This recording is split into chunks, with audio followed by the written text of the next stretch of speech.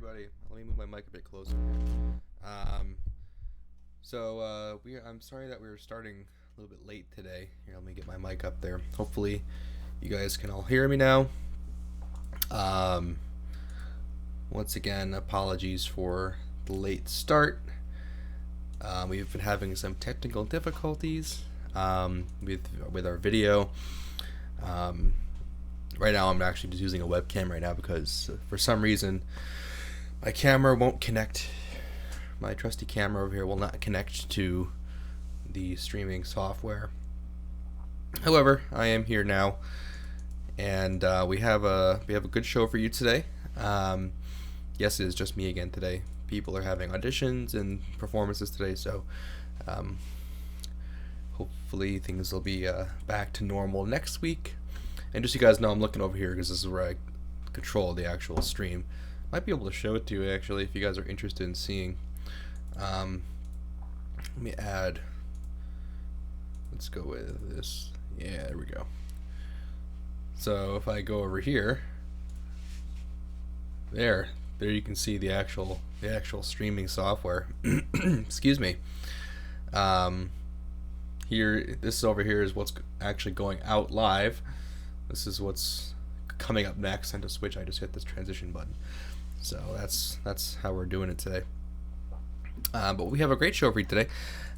We have some really interesting topics. We have some news about the U.S.-Mexico border. Of course, with the political standing of the United States right now, things are slightly interesting. I guess I could say, for lack of a better word.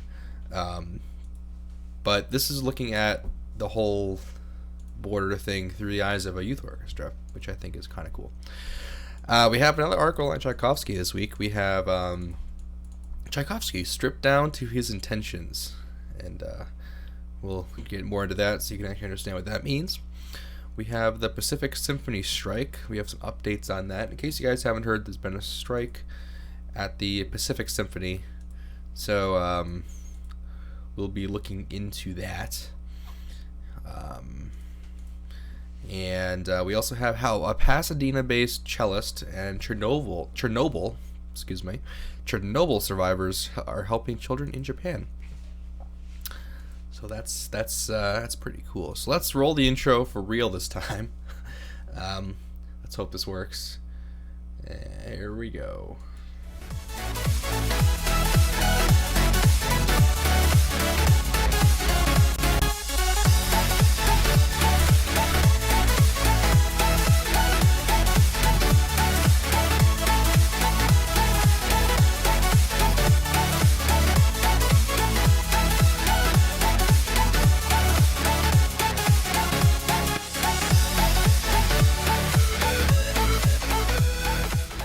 Okay, there we go. Hey, the intro actually worked. That's pretty exciting. Just so you guys know, we're kind of down on the technical side right now. We're not gonna be as fancy as probably the last few times. This is a live show, by the way. So I actually have a little live thing I can put up. So let's put that up.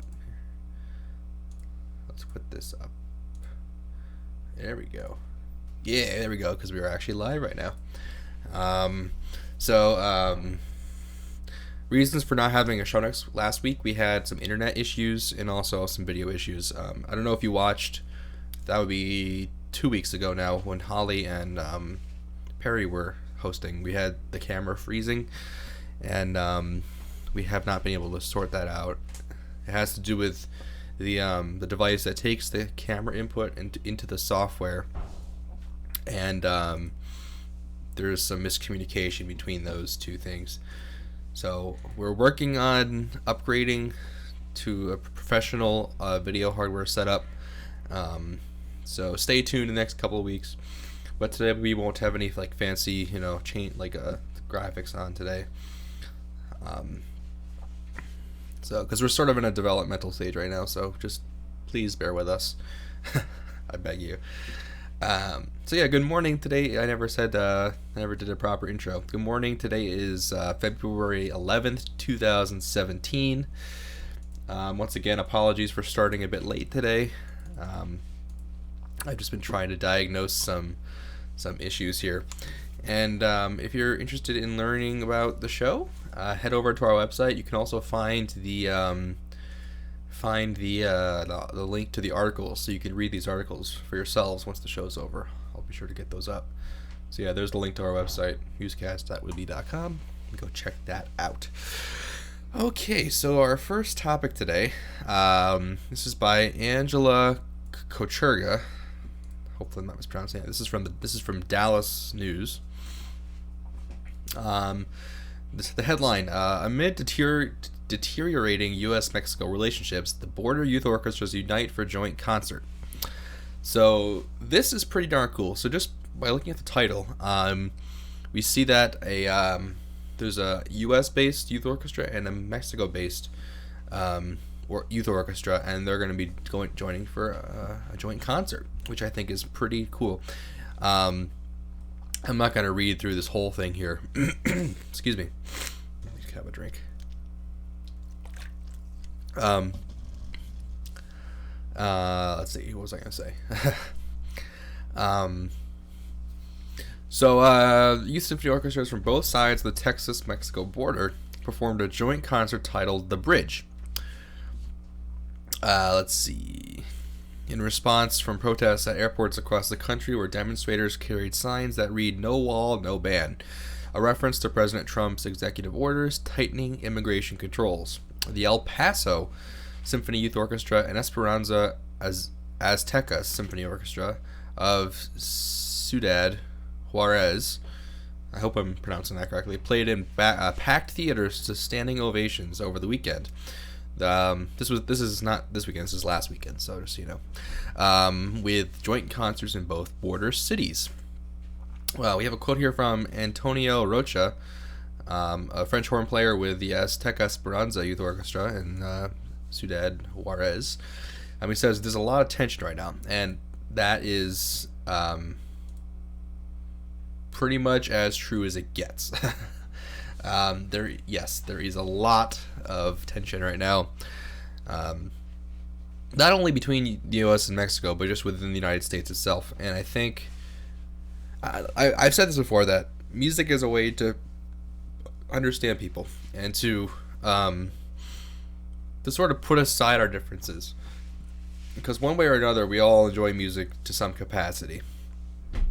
He also says it brings us together from both sides and makes the world a more peaceful place. True dat. The performance, which took months of planning, came on the heels of a series of angry tweets from the presidents of both countries over the border wall and who would pay for it. I don't know if you guys have heard the joke, but how do you get Mexico to pay for the wall? You challenge them to the world's largest game of Jenga, and let them go first. After they move, you say, we don't want to play anymore. I believe that joke is from Colbert. But whatever. Thank you, Stephen Colbert, for that good joke, and I am borrowing it. But that's okay. I don't think he'll be mad at me. Let's see.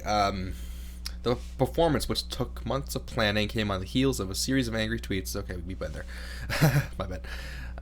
It's early in the morning for me, in case you can tell. I did get a good amount of sleep, so I'm not, passing out here, but it's still early in the morning, relatively. Let's see. Music really brought the countries together despite of all the political changes, despite all the things going on in the U.S. and Mexico, said Amanda Andalas, 17, a violin player with the El Paso Youth Symphony. James O. Welsh, music director of the El Paso Youth Orchestra, served as conductor for a performance featuring young musicians from both sides of the border. The music director served as conductor for the binational performances of The Bridge.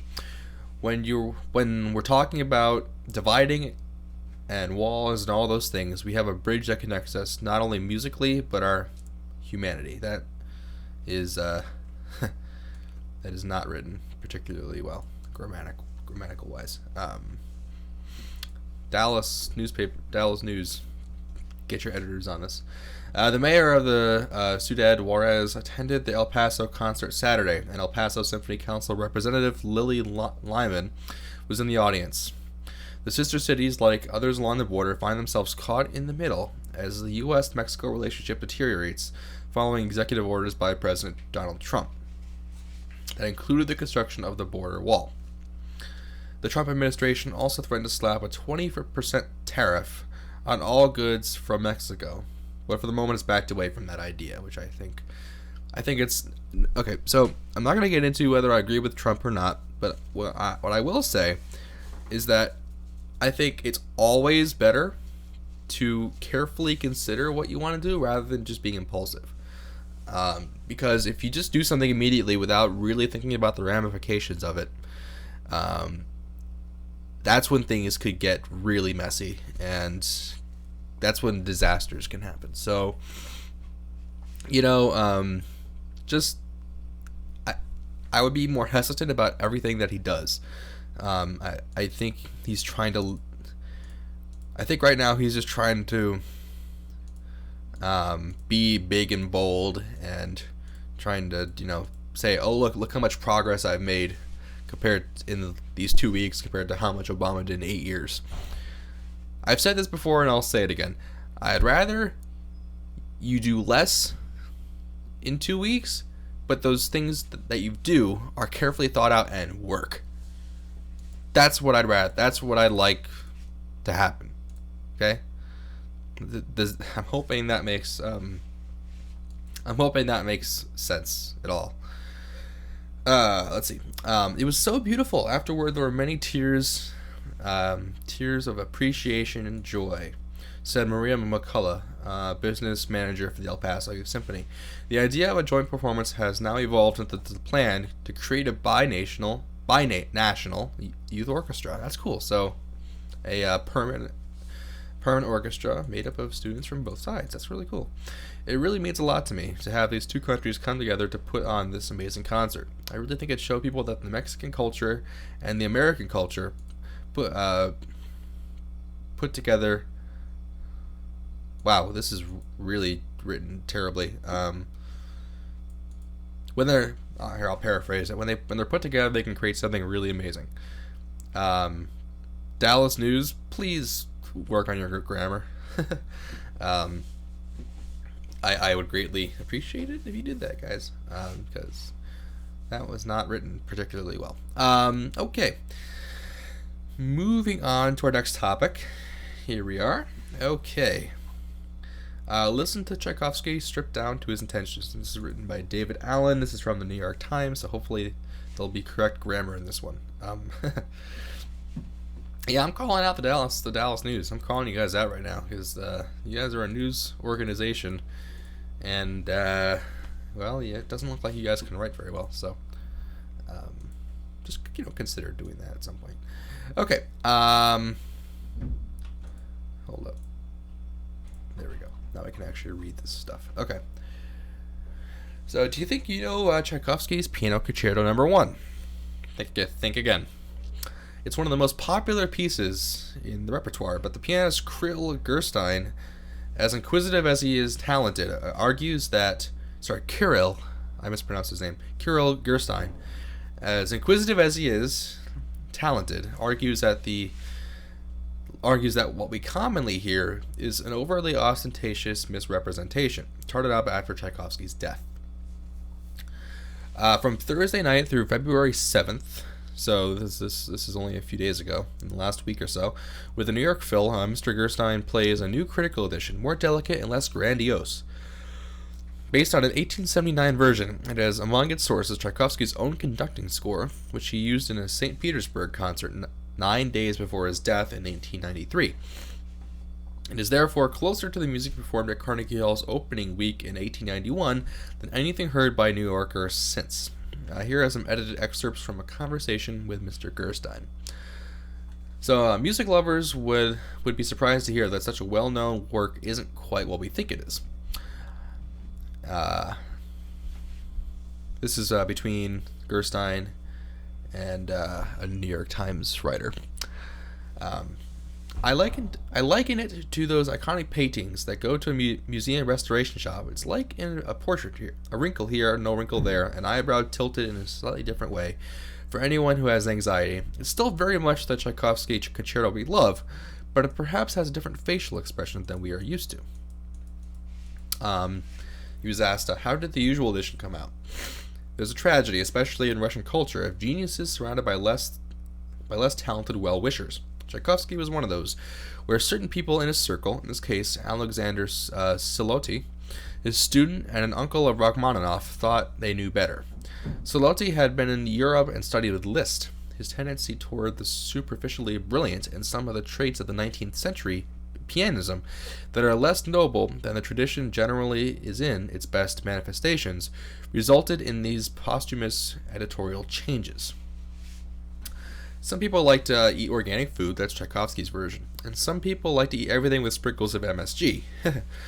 That's fine as long as you know what you're sprinkling is monosodium glutamate. So if one wants to play Tchaikovsky's Siloty, do that. I think it's better to do what the composer himself wrote. Next question.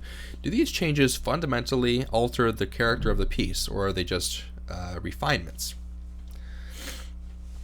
And his response is a bit of both. When you take it all together, there are maybe 4 to 5 significant changes and about 150 to 160 minor discrepancies of articulation and dynamic indications in various orchestra parts, as well as in the piano part.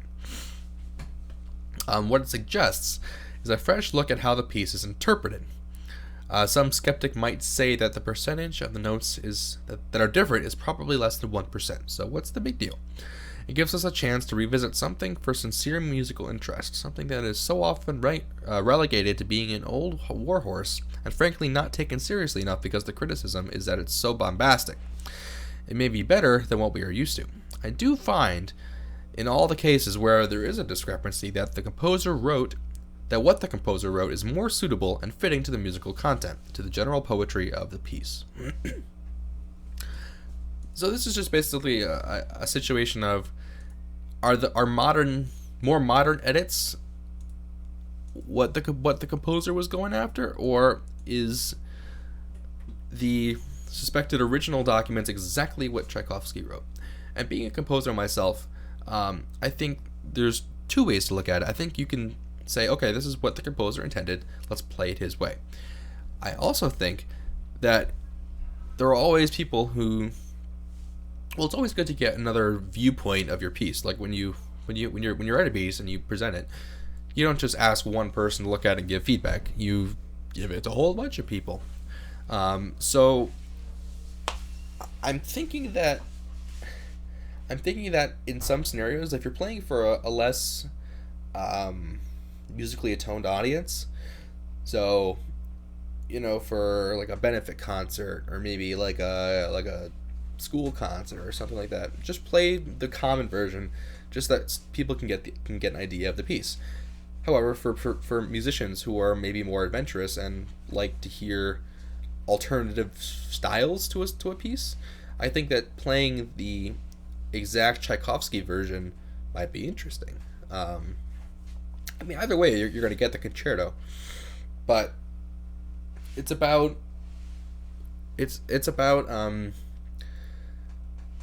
how I'm trying to figure out how to put this. It's about how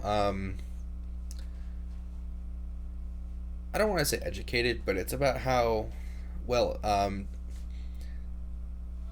actually don't know how to put this. It's about how educated you are and your experience with music and how much exposure you've had to it, whether you can appreciate these subtle differences or not. So that's more or less that's what I'm trying to say. I got it out eventually. Okay, next topic here. Will Pacific Symphony musicians be putting away their instruments for a while? This is by Robert D. Thomas. This is from the SGV Tribune, from their Arts and Entertainment section. Okay. Musicians of the Pacific Symphony moved a step closer to a strike last month when they unanimously rejected management's latest offer. Musicians and orchestra management have been at the negotiating table since July, hoping to renew their labor agreement, which expired August 31st. Currently, 2 major U.S. orchestras are in the midst of strikes: the Fort Worth Symphony, which began September 8th, and the Pittsburgh Symphony, which commenced September 30th. Both orchestra managements are asking players to take significant pay cuts. The musicians not only rejected those demands, but they want to recover cuts made during the 2008 recession. So before I even go on, this is a problem that's affecting almost all the orchestras. All of them. So this is not anything new we're hearing about these pay cuts, but the fact that they're actually going on strike about it is something I have not heard about. Let's see. The Pacific Symphony negotiations are made different by the players' demands for the orchestra to adopt a new payment structure. One they contend is more closely aligned with orchestras of its budgetary size. Currently, musicians are paid using what's known as fee for service, which means they are paid a set sum for each rehearsal and concert during the season. It's a practice similar to other orchestras, including the Pasadena Symphony, and there are no guarantees as to the actual number of services to be used. However, Union Local 7 Bargaining Committee Chairman and Pacific Symphony violist Adam Neely says Pacific Symphony musicians, when compared with their colleagues who play in orchestras of similar size and scope, are the only orchestral musicians in the country who don't have the assurance form yet year to year of a fixed schedule or annual wage. Shifting from a fee for service to some sort of guaranteed wage would be a major shift for the orchestra. The sticking point is how to make that happen. From a musician's point of view, what management has proposed is too restrictive in terms of earning income outside of PS performances. Under the proposal, according to the union, orchestra members could expect to earn $34,000, almost $35,000 during the 2016-17 season. In an email to Orange County Register, PS Pacific Symphony Board President John Forsyth wrote, "The board maintains its commitment to a contact that provides stable and meaningful work for musicians while ensuring the long-term sustainability of the organization. That reflects similar stances by managements at the Fort Worth and Pittsburgh Symphonies, indeed by managements of all orchestras that have suffered strikes in recent years, including Detroit and Philadelphia." Excuse me. "When my late wife was planning a recital back in the 1960s or 70s, you could bet your house that the program would contain at least one Beethoven piano sonata. However, the idea that a program would contain 4 Beethoven sonatas would never have entered her mind. But that is what pianist Garrick Olson is bringing to Walt Disney Concert Hall at 7:30 p.m. as the third program in the Los Angeles Philharmonic Celebrity Recital Series. What Olson is doing is not unprecedented. In recent years, pianists such as Paul Lewis and Andras Schiff have presented all 32 sonatas over single recitals. However, Olson's program is unique because it's a one-off, single program with what arguably are the 4 best Beethoven sonatas." So it's interesting because this is an issue that we've covered before about how orchestras are losing money. I think we talked about the London, was it London? I forget which one, but we talked about an orchestra last time that has increased their attendance numbers, but are still losing money, and it's about trying to engage new audiences because, like 50 years ago, 50 years ago, classical music was, I don't want to say it was the music, but I feel like that the engagement with classical music in this day and age is falling. Like back in grade school when like the musicians were always were never really as cool as the athletes or things like that. And I'm thinking that it's the attitude of just exposing people to this music, and it's just how the society is changing that's causing this to happen. So I know that orchestras are going to have a hard time trying to find the balance between paying musicians what they really deserve and paying them what they can so that the orchestra won't disappear in 2 years. So, and let me just check something quickly. Yeah, okay, we're good. All right, on to our final topic. This is going to be a slightly shorter show today. That's okay, I think. Okay, how Pasadena-based cellist and Chernobyl survivor helps children in Japan by Michelle Mills. This is from the SGV Tribune also. Okay, he was only 16 in 1986, but Marek Spakiewicz I'm probably pronouncing that horribly wrong, understood the impact of the nuclear reactor meltdown in Chernobyl. Though it was less than 400 miles away from his home in Lublin, Poland, his family was unable to leave. However, Spakowicz was a talented cellist, and in 1991 he won a scholarship to study at the Peabody Institute of Johns Hopkins University in Baltimore, Maryland, and later settled in Pasadena. In 2011, the Tohoku earthquake and tsunami in Japan kept Spakowicz glued to the news, moved by the survivor stories and the deaths of more than 15,800 people, and recalling his own memories of Chernobyl. In Fukushima, there is a community there living, and they are affected by this, and we have stopped talking about it. But the kids are growing, and we don't know the consequences. We don't know the amount of devastation, Spakowicz says. What can I do? I know music, so I can bring the music, and we know the power of music is just incredible. In 2012, Alsystema, Japan, formed the Soma Children's Orchestra in Fukushima, and Spakowicz immediately began lending his support. 2 years later, when he spent a day with the orchestra in Japan, he noticed that it was mostly only older, bigger kids that played the cello. He also learned that one student, Risa Yoshida, was heartbroken when she had to give up her half-sized cello to another child. I know how that can be, giving up your old instrument. Spakowicz remembered a similar experience of his own. As a child, this is a quote from him, "As a child, I was small and in Poland. The funds are not so big, and the school didn't have the quarter-sized cello, the size I should start with," Spakowicz said. "So for a year, I was practicing on the broom to practice my motions." Fair enough. "Luckily, I was growing fast, so the second year I could pick up the half-sized cello. I could finally have the cello at home from school, and practice. And that's how my education started. So the pain of not having the instrument, I remember." In 2015, Spakowicz held a concert and was able to raise the money to provide Risa with a half-sized cello. "Marek's gifts means a lot to our children in terms of ensuring young girls access to quality music education," said Yatuka Kikugawa, president of Alsystema, Japan. "The new cello has broadened her horizon for music passage and made it possible for her to play the Beethoven's Fifth Symphony side by side with the Berlin Philharmonic in March of 2016, which was certainly a lifetime experience for her."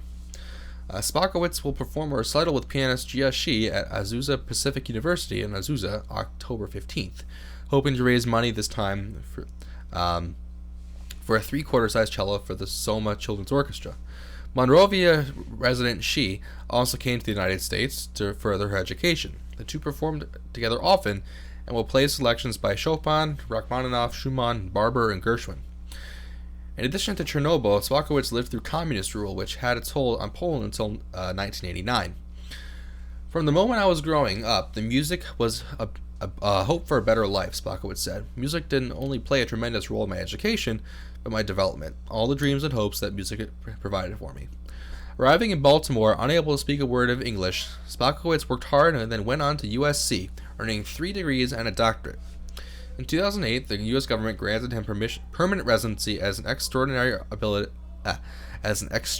ability artist, and he landed a job teaching cello and serving as the director of the chamber music at APU. This year, he was also named an assistant professor. "I feel the power of America, a country for foreigners. I came here. I feel so good here. My roots are in Poland, but this is my home now. This is my country," Spakowicz said. "I always dreamt about coming to the States. That's the country where I pictured myself as a child. With all the tragedy that happened in my life, I have no reason to complain because I feel privileged. I feel lucky, and I feel that I have to share. So that motivates me, the kindness that I came and witnessed, so I want to pass it on." That was a quote from him. Spakowicz has a full concert schedule, including a performance with She in Tokyo, October 29th. This is old, I think. This is from October 2016, so this is a little bit old, but that's okay. There, the Soma Children's Orchestra, along with Risa, will join them in the encore. So, once again, following the theme of how music can bring people together, I think this is a perfect example, and I hope that maybe this inspires some people to do a similar thing. So yeah, good for you, good for you, bud. Okay, so that wraps up our show today. I know it was a short show, but I had to do what was possible just to get the show on the air today. So once again, check out our website.